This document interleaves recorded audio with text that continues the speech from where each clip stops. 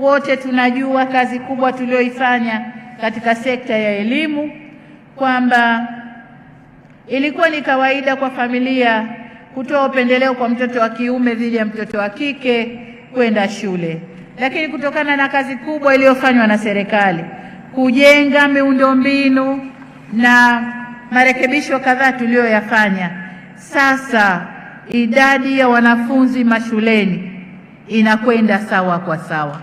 Ule usawa wa kijinsia tumekwenda kuupata.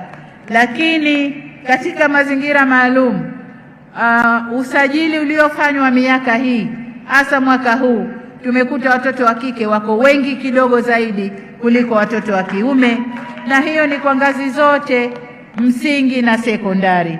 Kwa hiyo kwenye elimu tumeshafanya vizuri. Uwasili wa watoto wa kike ndani ya shule ni 51% kama population yetu au idadi ya watu inavyotuambia.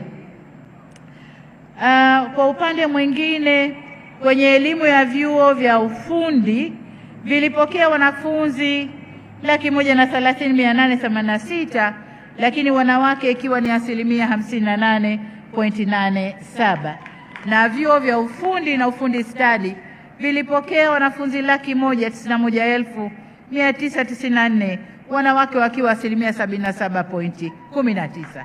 Sasa zile kazi zilizokuwa si za wanawake zinakwenda kufanywa na wote, kwa sababu vyuo hivi vinakwenda kufundisha stadi zote, na wanawake nao wanakwenda kujifunza katika stadi hizo.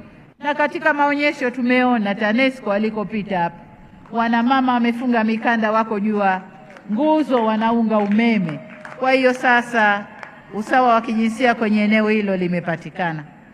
Lakini vile vile katika ngazi ya vyuo vikuu mwaka huu 2024 kulikuwa na jumla ya wanafunzi 334,854, wanawake wakiwa 44.95, karibu 45%. Tunakwenda kwenye 50-50, na huku ndio kulikuwa kugumu sana watoto wa kike kutoboa kuingia vyuo vikuu. Sasa tuko 45%, tunakwenda kwenye 50-50.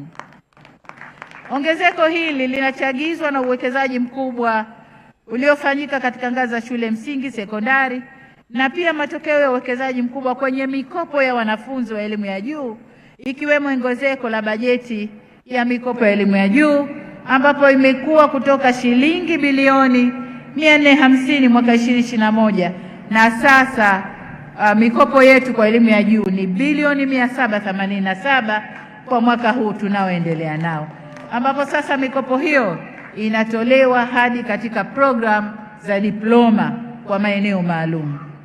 Vile vile katika kuchochea wanafunzi kuchagua masomo ya sayansi, serikali imeanzisha ufadhili wa 100% kwa watoto wote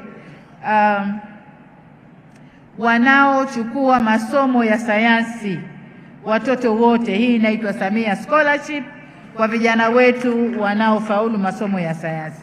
Lakini katika jitihada za kipekee tunajenga shule maalumu za wasichana kwa masomo ya sayansi, na shule hizi zimeshajengwa.